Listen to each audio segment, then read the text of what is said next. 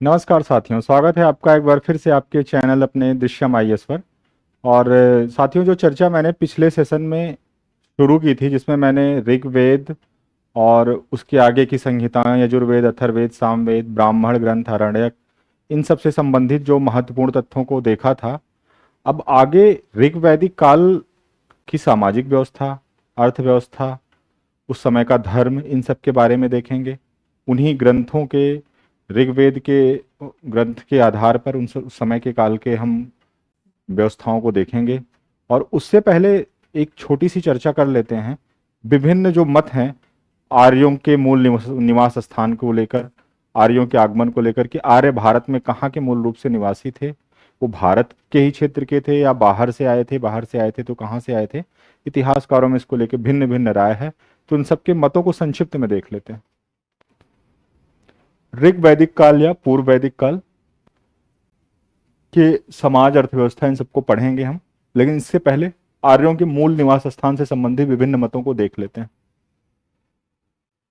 विवाद है, अलग अलग मत हैं, ठीक है।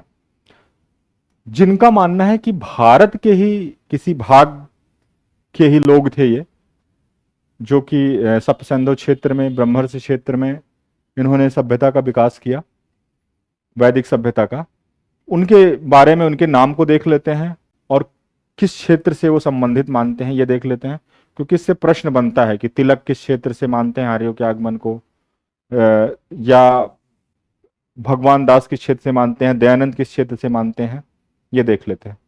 जैसे पंडित गंगानाथ झा ने ब्रह्मर्षि देश से माना है, ठीक है। जो पूछा जाता है, इंपॉर्टेंट पार्ट का जिक्र कर दे रहे हैं। एलडी कल्ल ने कश्मीर को माना है, कश्मीर हिमालय को माना है, वहां से आर्य आए थे। गंगानाथ झा ने ब्रह्मर्षि देश को माना है।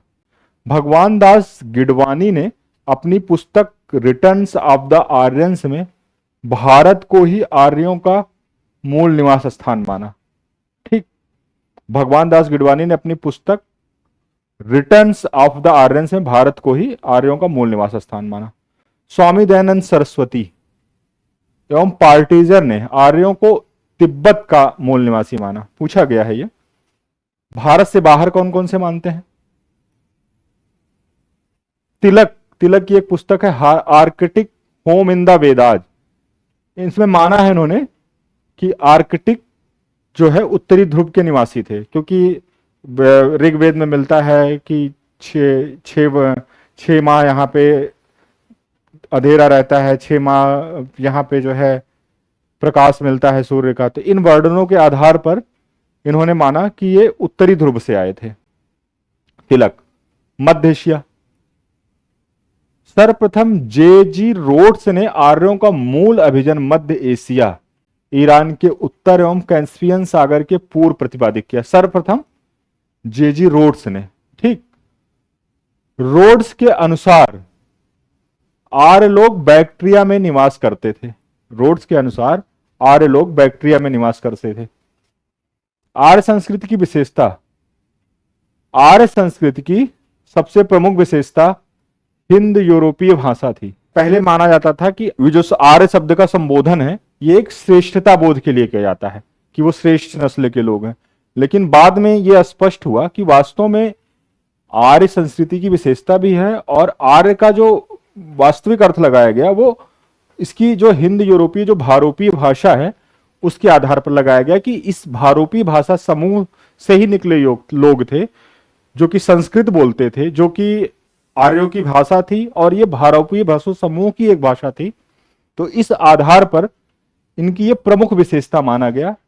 ऋग्वैदिक राजनीति की क्या स्थिति थी ये देखते हैं। चूंकि देखिए कबीलाई समाज था, अस्थाई जीवन था नहीं, तो जमीन पे अधिकार का प्रचलन नहीं हुआ था। जमीन उनकी संपत्ति के रूप में नहीं थी, पशु ही उनकी संपत्ति थी, जिसमें गाय सबसे महत्वपूर्ण थी। तो इस आधार पर राजा जो है भूमि का मालिक भी नहीं था। राजा की जो उपाधियां मिलती हैं, राजा को केवल जन का रक्षक माना गया। उसकी उपाधियां विश्वपति, यहां विश्वपति लिख दिया गया, विश्वपति,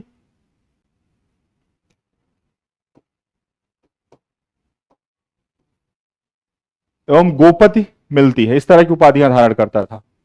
यानी विश का प्रमुख, कबीले का संबोधन होता था विश, और गोपति, गायों का पति, गाय एक बड़ा धन माना जाता था उस समय, इस तरह की उपाधियां धारण करता था। 24 जनों का उल्लेख मिलता है ऋग्वेद में। राजा भूमि का स्वामी नहीं था, क्योंकि भूमि की अवधारणा नहीं थी, चलवासी समाज था। भारत वंश के बारे में देख लेते हैं। सरस्वती एवं यमुना नदियों के बीच के प्रदेश में दिवोदास भारत वंश का राजा था। ये वही दिवोदास जिन्होंने दसराग युद्ध लड़ा था, ये उन्हीं के वंश के हैं दिवोदास, भारत वंश के ही। सुदास भी भारत वंश के थे और दिवोदास भी। इन्होंने संबर नाम के दास राजा को पराजित किया था। ये सुदास के पिता थे, जो दिवोदास थे। सुदास जो दसराग युद्ध में भाग लिए थे, जिन्होंने 10 राजाओं के संघ को हराया था, उनके ये पिता थे। इन्हीं भारत वंश के नाम पे, जिस भारत वंश के शासक थे सुदास और दिवोदास, इन्हीं के नाम पे भारत का नाम, भारत देश का नाम पड़ा है भारत। पुरुवंश, ये उस समय के महत्वपूर्ण वंश थे वैदिक काल के। ये सरस्वती के दोनों तटों पर रहते थे। ऋग्वेद में पुरुओं का सबसे शक्तिशाली शासक त्रशदस्यु था। ऋग वैदिक काल के प्रशासनिक अधिकारियों को देख लेते हैं। 2 महत्वपूर्ण वंशों को देखा, भारत वंश और पुरुवंश। अब इस काल के प्रशासनिक अधिकारियों में सबसे महत्वपूर्ण पुरोहित था। राजा का शिक्षक, पथ प्रदर्शक, सब कुछ वही होता था। दूसरे नंबर पे सेनानी था, ग्रामणी था, अश्पश एवं गुप्तचर। गुप्तचर के लिए यहां अश्पश शब्द मिलता है वैदिक काल में। बाज्रपति, ये चारागाह या चरवाहे का अधिकारी होता था। चारागाह बड़े जत्थे का प्रधान होता था। ये पूछा गया है, बाज्रपति वैदिक काल का किसका अधिकारी होता था। ये युद्ध के समय कुल्पों को संगठित कर युद्ध के मैदान में ले जाता था, इसका यह भी काम था। उपास्ति, राजा के व्यक्तिगत कर्मचारी थे ये, उपास्ति आयभ्य। रत्निन, ये बहुत महत्वपूर्ण है। रत्निन, रत्निनों में किनका किनका कौन कौन से अधिकारी शामिल थे ये पूछा जाता है। जैसे सेनानी, ग्रामणी, सूत, रथकार। ये रथकार भी, इससे भी उपनयन संस्कार का अधिकार था वैदिक काल में। वैसे तो ये शूद्र वर्ग से संबंधित माना जाता था, लेकिन एक महत्वपूर्ण अधिकारी होने के नाते इसको भी उस समय उपनयन संस्कार का अधिकार था और काफी सम्मानित पद माना जाता था रथकार का।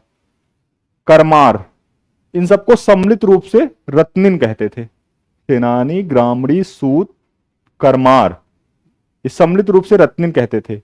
राजसु युग में राजा इन रत्निन अधिकारियों के घर जाता था। जब उसका राज्याभिषेक होता था राजा का, तो उसके बाद ये इन अधिकारियों के घर जाता था। सभा, समिति, विदत एवं गण, ये इस समय की प्रशासनिक संस्थाएं थी। सभा, समिति, विदत एवं गण।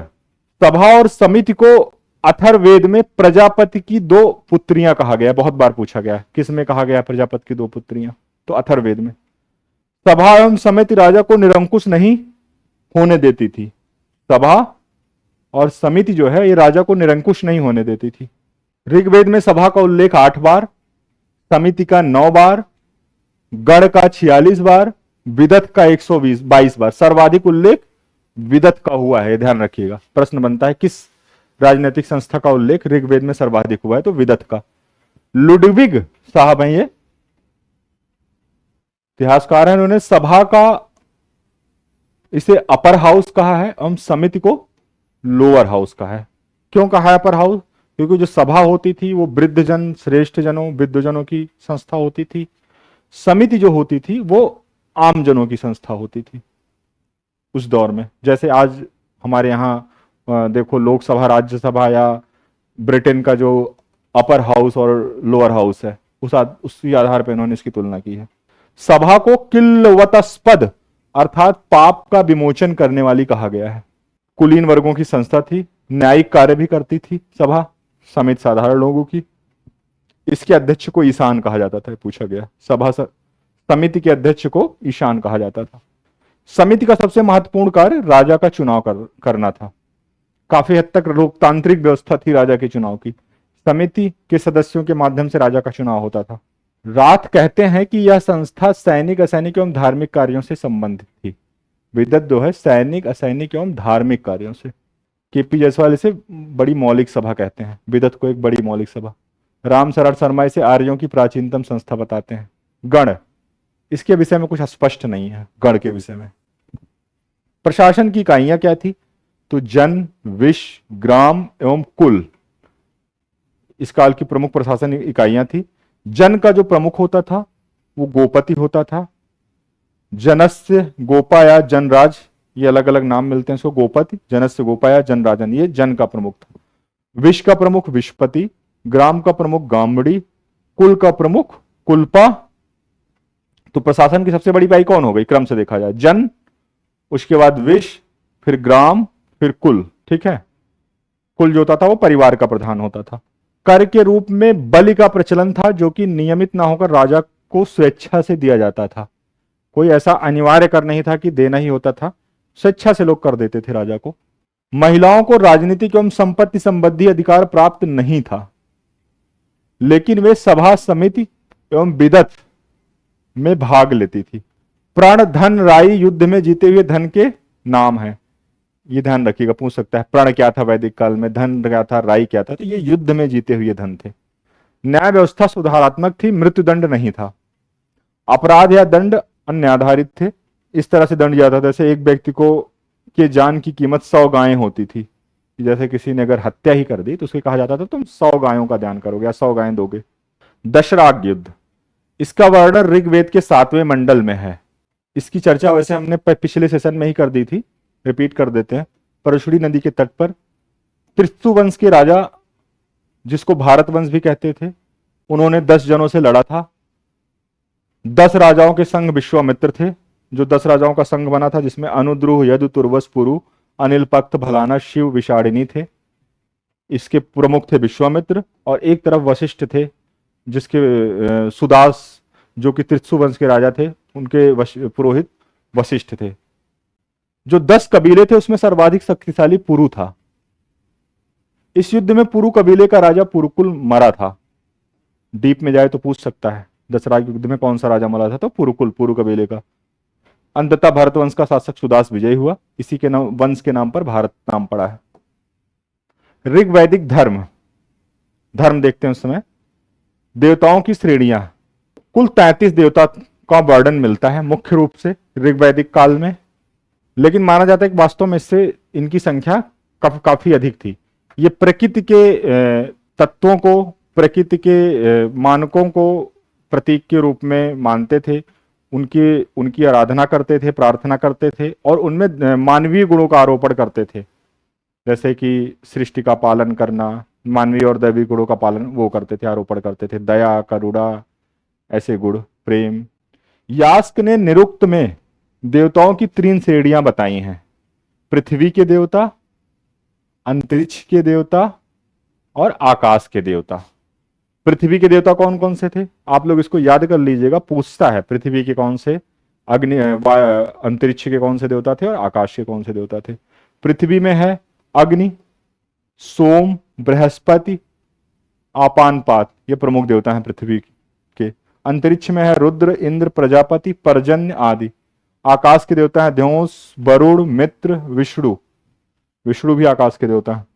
प्राचीन देवता थे आर्यों के सबसे धौस, द्यौ, इनको आर्यों का पिता कहा गया है। इनका प्रतीक वृषभ था। सबसे महत्वपूर्ण देवता ऋग्वैदिक काल के इंद्र थे, और सबसे ज्यादा बार उल्लेख भी इन्हीं का किया गया है ऋग्वेद में। उसके बाद क्रमशः वरुण एवं अग्नि। सर्वाधिक सूक्त हैं, 250 सूक्त हैं इंद्र को। दूसरे नंबर पे सर्वाधिक सूक्त हैं अग्नि को लेके। नंबर 1 पे इंद्र। पूछा गया है सर्वाधिक बार उल्लेख किसका हुआ है, तो इंद्र का। सूर्य, इन्हें सावित्री, विश्वान, सर्वदर्शी एवं देवताओं का गुप्तचर कहा जाता था। आकाश के सबसे प्रमुख देवता थे। अश्विन या नाशत्य, ये युगल देवता थे। ये चिकित्सक देवता बोले जाते थे, बीमारियों से ठीक होने के लिए लोग इनकी आराधना करते थे। इनका वाहन गदहा था। समुद्री यात्रियों की इन्होंने रक्षा की, लोगों को कृत्रिम पांव लगाया। वयस्क महिलाओं के लिए इन्होंने पति भी खोजा, काफी जिम्मेदारी का काम करते थे। शपथ एवं प्रतिज्ञा के देवता थे मित्र। इनको वरुण का नेत्र माना गया है, मित्र को वरुण का नेत्र माना गया है। पूषण, इनका कार्य था मार्गों की रक्षा करना। इनकी सवारी थी बकरा। ये वैदिक काल में, ऋग्वैदिक काल में पशुओं के देवता थे, ठीक। लेकिन ये उत्तर वैदिक काल में, उत्तर वैदिक काल में, लेदर वैदिक काल में ये शूद्रों के देवता हो जाते हैं, ठीक। गोपालकों एवं पथभ्रष्ट पशुओं के संरक्षक भी थे ये, पशुओं के देवता माने गए थे। उत्तर वैदिक काल में शूद्रों के देवता हो जाते हैं। विष्णु ऋग्वेद में 3 डेंगों के लिए प्रसिद्ध। उत्तर वैदिक काल में इन्होंने ही वरुण का स्थान लिया। उत्तर वैदिक काल में विष्णु ही वरुण हो जाते हैं। सर्वप्रथम एक अग्रगण्य राजा थे वरुण, अपने सहयोगी मित्र के साथ स्वयं में सहस्त्र स्तंभों वाले भवन में निवास करते थे। पूछा गया सहस्त्र स्तंभों वाले भवन में कौन निवास करता था, तो वरुण निवास करते थे।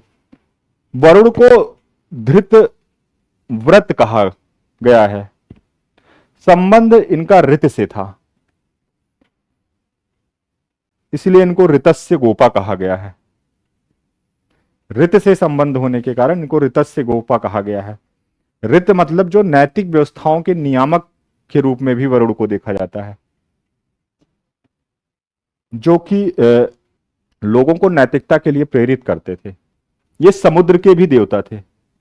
वरुण को यूनान में ओनेल, ईरान में अहुर मजदा, बहुत बार पूछा गया है। यूनान में ओनेल, ईरान में अहुर मजदा कहा गया है। इनकी उपाधि असुर एवं सम्राट थी। नैतिक व्यवस्था के संरक्षक थे और पाप करने पर कठोर दंड देते थे ये। एक सूक्त छोड़कर ऋग्वेद में वरुण एवं मित्र का उल्लेख साथ साथ हुआ है। सिर्फ एक सूक्त को छोड़कर, वरुण जहां वहां मित्र।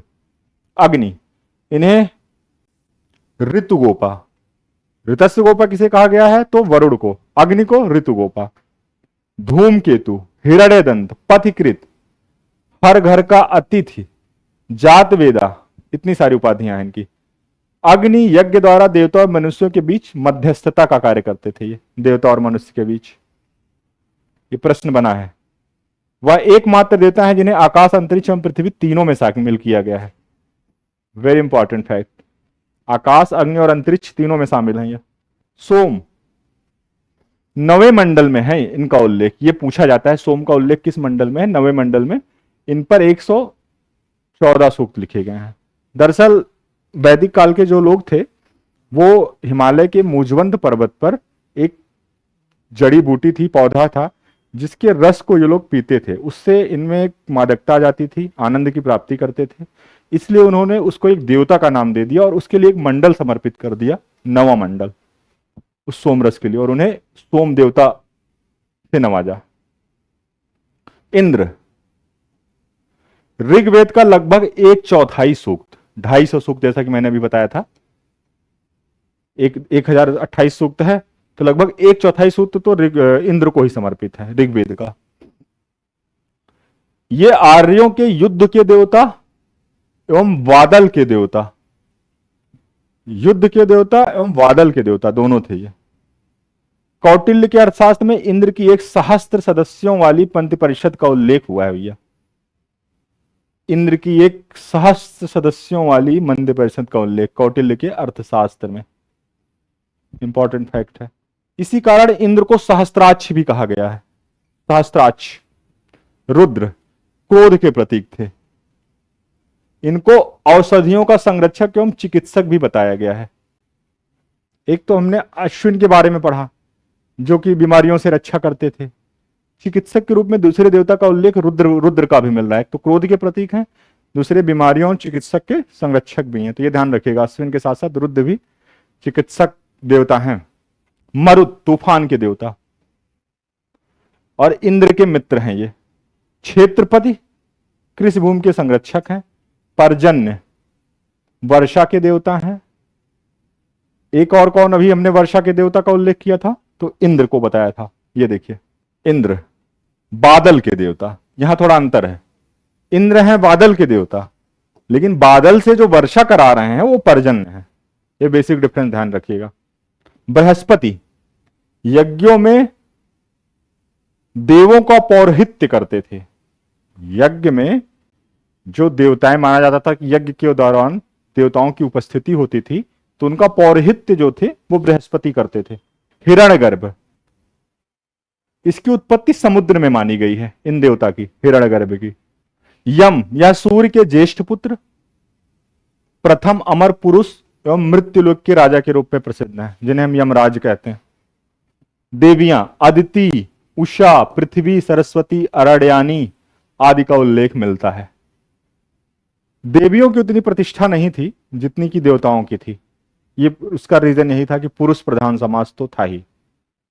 कितनी ही महिलाओं की स्थिति आप देखिए वैदिक काल में अच्छी मिलती है, फिर भी वो पुरुषों के समकक्ष नहीं थी पूरी तरह से। देवियों के त्रिक में सरस्वती, ईडा एवं भारती शामिल।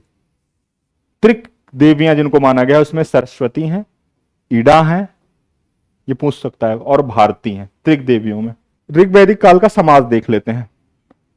शुरुआत में केवल तीन वर्ण थे, जैसा मैंने बताया था, ब्राह्मण, क्षैत्र, क्षत्रिय एवं वैश्य। 10वें मंडल के पुरुष सूक्त में शूद्र वर्ण का उल्लेख मिला है। 9वें मंडल में कहा गया है, मैं कवि हूं, मेरे पिता वैद्य हैं तथा मेरी मां अन्न पीसने वाली है। इससे क्या स्पष्ट हो रहा है? इससे पता चल रहा है कि जो वर्ण व्यवस्था है वो अभी तक ना तो वंशानुगत हुई है, और एक ही घर में किसी का व्यवसाय कुछ और है, मां का अलग है, पिता का अलग है, बेटे का अलग है। तो ये व्यवस्था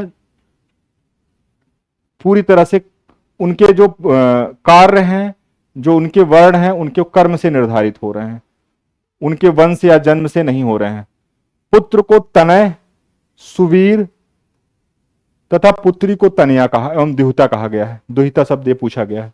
तनया एवं द्युहिता पुत्री को, पुत्र को तनय, सुवीर ये कहा गया है।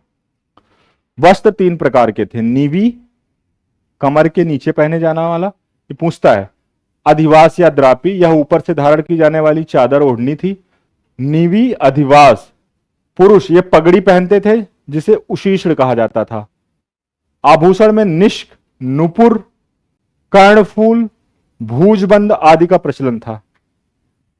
यही आगे चल के एक सिक्के के रूप में दिखता है, मुद्रा के रूप में, जो वैदिक काल में आभूषण था। ऋग्वैदिक आर्थिक व्यवस्था। ऋग्वेद में कृषि से संबंधित केवल 24 मंत्र हैं। युद्ध को गविष्ट, गवेषण, गोवु, गव्य एवं गम में कहा जाता था।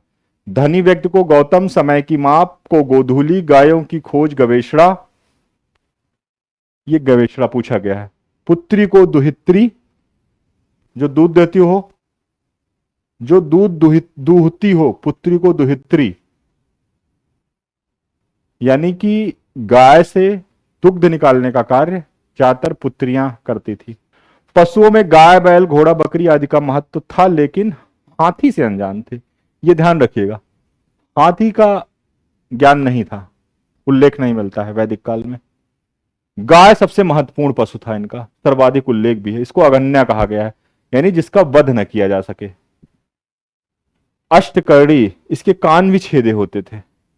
ऋग्वेद में अश्व की चर्चा सर्वाधिक बार हुई है। हालांकि सबसे महत्वपूर्ण पशु इनका तो गाय था, लेकिन चर्चा सर्वाधिक बार हुई है अश्व की। गाय की चर्चा 176 बार हुई है, तो अश्व की 215 बार। ऋग्वेद में बाघ एवं गैंडे का उल्लेख नहीं मिलता है। एक तो हाथी का नहीं मिलता है, दूसरा बाघ का नहीं मिलता है, गैंडे का नहीं मिलता है। जबकि हम लोग जब हड़प्पा सभ्यता पढ़ रहे थे तो उस समय बाघ, गैंडे, हाथी सबका उल्लेख मिल रहा था। एक मूर्ति मिली थी मोहनजोदड़ो से एक योगी की, जिसके दो तरफ सांड और बाघ, गैंडे ये सारे जीव थे, दोनों तरफ बाएं दाएं मिला के। ऋग्वेद के 4थे मंडल में वर्णित है कि अश्विन देवता ने मनु को हल चलाना सिखाया था। अश्विन देवता ने मनु को हल चलाना सिखाया था, यह वर्णन है ऋग्वेद के 4थे मंडल में। 10वें मंडल में वर्णित है कि आजुआरी, यह शब्द का उल्लेख है ऋग्वेद के 10वें मंडल में कि कभी तुम जुआ मत खेलो बल्कि कृषि कार्य करो। एक तरह से यह नैतिक शिक्षा दी जा रही है। इससे तुम्हें पत्नी और गायें मिलेंगी। मतलब कृषि महत्वपूर्ण कार्य था, अगर ये करोगे देखिए 10वां मंडल बाद में जोड़ा जा रहा है, मतलब लगभग लगभग वैदिक काल के अंत में। तब तक कृषि का ठीक ठाक विकास भी हो गया है, कृषि का विकास बढ़ रहा है, तो उस समय ये उसकी महत्ता दिख रही है कि कृषि कार्य करो, जुए मत खेलो। ऋग्वेद में कृषि संबंधित कुछ शब्दावलियां थी, पूछा जाता है इसलिए देख लेते हैं। जैसे क्षेत्र या उर्वरा अगर शब्द दिया है तो इसका मतलब होता था कृषि योग्य भूमि। लांगल, शुन, परिवर एवं सी हल को कहते थे। लांगल तो पूछा गया बहुत बार, शीर, लांगल। हल तथा उसके फाल को कहते थे। सीता या कुंड ये बहुत बार पूछा गया है। हल के फाल से जुती हुई जो भूमि होती थी उसे सीता कहते थे, जुती हुई भूमि। खेतों में बनी छोटी नालियों को भी सीता कहा गया है। ये दोनों फैक्ट ध्यान रखिएगा। खेत में अगर छोटी नाली कब बनेगी? जब जुताई होती थी, एक तरह से नालियां बन जाती थी। तो दोनों को रिलेट कर सकते हैं। इसे सीता या कुंड कहते थे। स्थवी इसे अन्नागार कहते थे। करीश गोबर, यौ यही एकमात्र फसल है जिसका उल्लेख हुआ है ऋग्वेद में, जौ का। कुल्या, कूप, अवट एवं अश्मचक्र ये सिंचाई के साधन थे, ये पूछे गए हैं। कुल्या, कूप, अवट एवं अश्मचक्र सिंचाई के साधन थे ये। व्यवसाय एवं उद्योग धंधे, शिल्पी, तच्छा, बढ़ई, कर्मा धातु का काम करने वाला, स्वर्णकार, चर्मकार, वायजुलाहा, कुंभकार। वायजुलाहा था। धातुओं के देवता को रमूस गोनफ कहते थे। धातु के संदर्भ में दो शब्द आए हैं ऋग्वेद में, स्वर्ण और अयस, ये धातु से संबंधित शब्द हैं।